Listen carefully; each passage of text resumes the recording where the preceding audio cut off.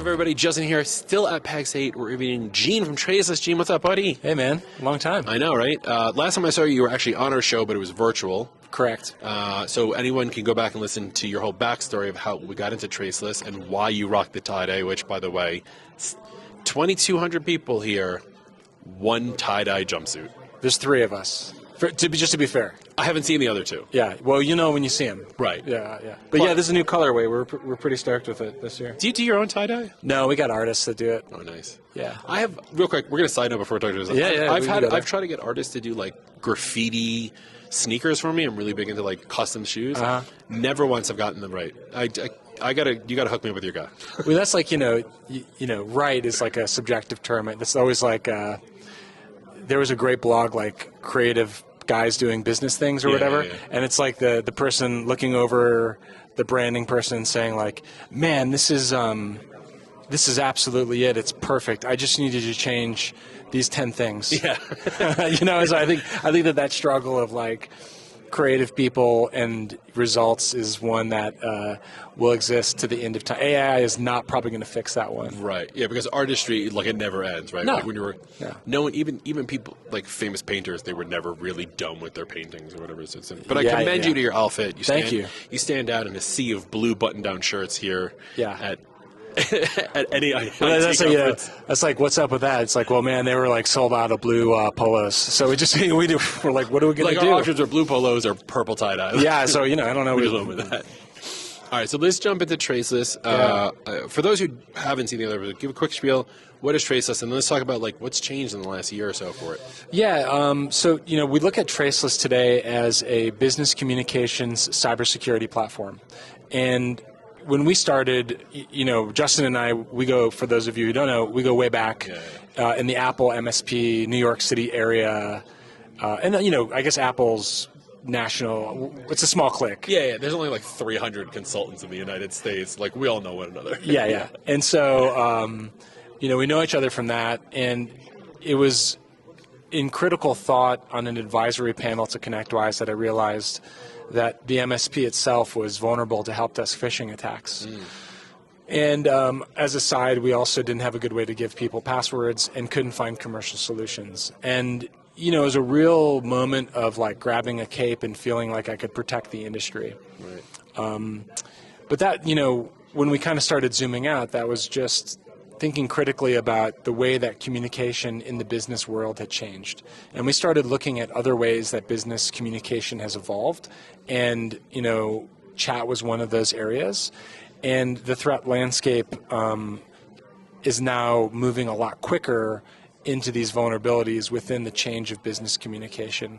And I think that one of the compounding factors that we didn't expect when we started was the advancements of voice AI. Ooh, yeah. Right? And so, the White House chief of staffs had a voice AI attack like a few weeks ago. Right? Now, again, whatever that will get out in public and whatever it is, I don't know. But that it was a voice AI attack. And the verification was not in place. Right? So we're kind of seeing this. So what's been really nice about this year is really moving to that focus point and getting interest from non-MSP clients and industries about the same concern. And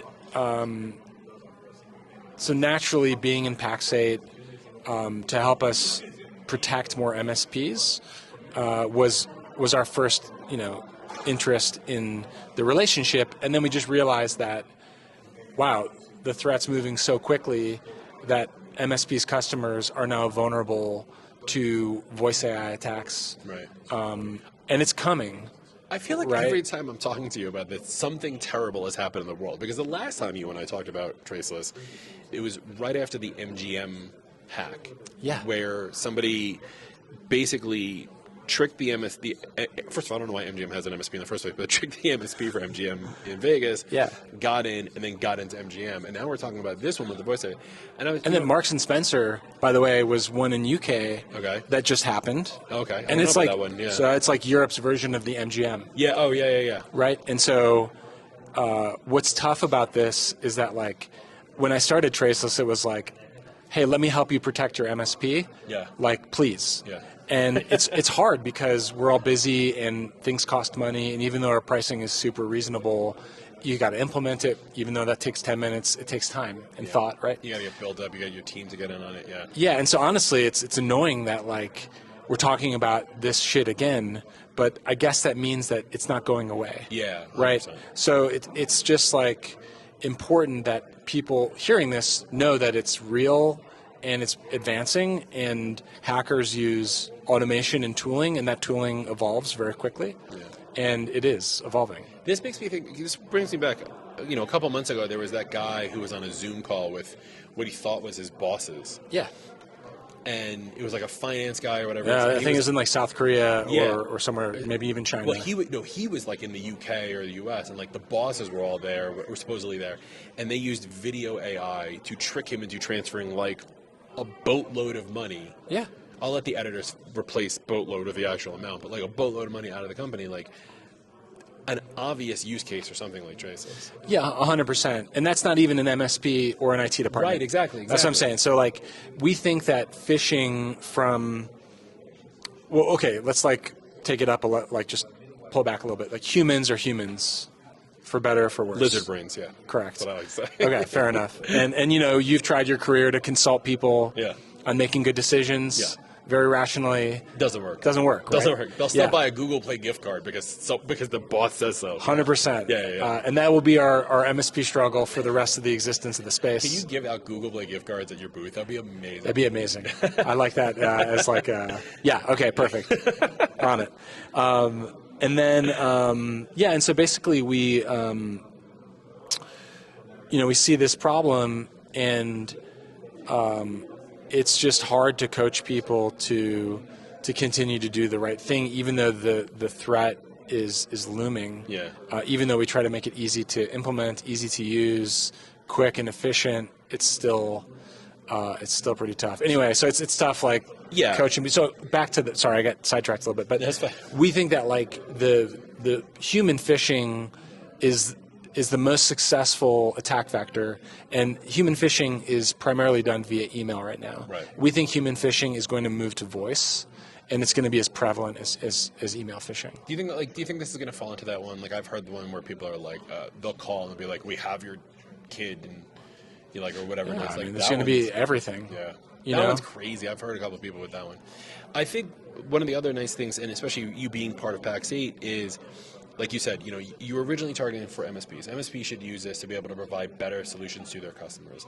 But MSPs should really think about selling Traceless to their customers internally. Correct. Especially, maybe not the graphic design firms that you and I are used to who just want to like smoke weed and draw pictures. Fair. But like a lot of the people that are here, the MSPs that are here, have enterprise level customers. 100%. MSPs here are taking care of hospitals. Yeah, and we have like actual hospitals coming to us. We have credit unions and banks coming to us, right? Well, right now, a good sign, I mean, so like this, the pulse is there for the value in the vector, and I think that moving sensitive information in a way that is doesn't leave anything at rest is another kind of paradigm shift to move away from encrypted email, and I think that anyone who has that need case or that use case should consider using a tool like Traceless. It's kind of the opposite of the way that the internet is built, which is based on replication and redundancy. Yeah. And our thing is like no. Destroy it all. Destroy it all. Yeah. Like literally move it. And that has a lot of interesting implications from like how do you move sensitive info if you're HIPAA compliant without leaving it sitting at rest. Right. So that's like what we're really excited about this year. We're also launching something we're calling so Traceless, what, 3 pillars? Okay. Traceless identity, Traceless data, and then Traceless protect. Okay. Now, Traceless protect is going to be a contextual DLP mechanism that will be trainable to detect when an organization is communicating about sensitive things in spaces where they shouldn't be leaving these things at rest, like ticketing and like chat. Because the amount of people who send me their password through a ticket and it's just there forever. 100%. Yeah. And so we're going to go into Halo and ConnectWise and say, hey, Justin, your tech put an internal note, forgot to delete it. Right. Do you want to remove it, right? Because all these communication systems are threat vectors, and they're valuable ones because it's where we're talking. Yeah. It's just like email, right? We went from email to ticketing, and we have not learned don't do the thing. Like, we've learned don't do this in email, but then we're like, okay, doing it in other places. Yeah, and then chat, it's like In Slack, Wild it's Wild West. Wild West. Yeah, Yeah, it's a desperate wasteland of.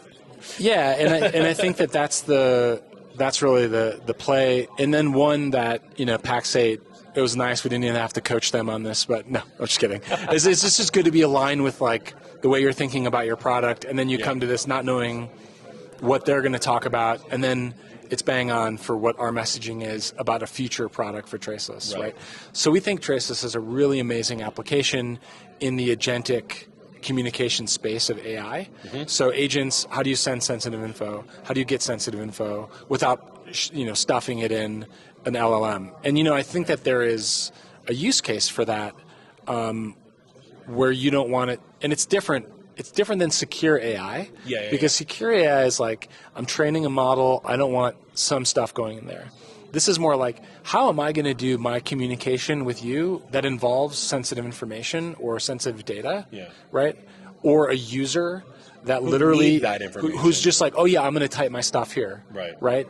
And so between the verification, the data, and the contextual DLP mechanism, we think that there's an incredible opportunity for MSPs to kind of apply our technology in other areas, whether it's through API or direct integrations. Yeah. So we're excited about being in that place because it's just interesting, and like chat, which is still wide open. Yeah. AI is wider opened. You know what I'm saying? It's just like and it's moving faster. It's moving way too fast, and I think people need to get. I mean, you're excited. I'm excited for you. We use Traceless. We love you guys. You guys have a great product. I'm really happy to see you here, all decked out in the purple. That's it. You bring a brand like nobody else, man. Yeah, thanks. Shout out to Peter. So I don't know if I told you the reason we landed on tie-dye. No, I don't think so. It's just kind of a funny one, right? So. Okay, so we're sponsoring IT Nation's Connect. Okay. We'll bleep that out. Okay, we're sponsoring another show. And it's a show I've been to my whole life, right? Yeah. All my peeps are there. Yeah. And I said, okay, Peter, we got a booth. We have a logo. Like, what are we going to wear, right? And he's like, well, I'm wearing sweatpants. And I'm like, oh, okay.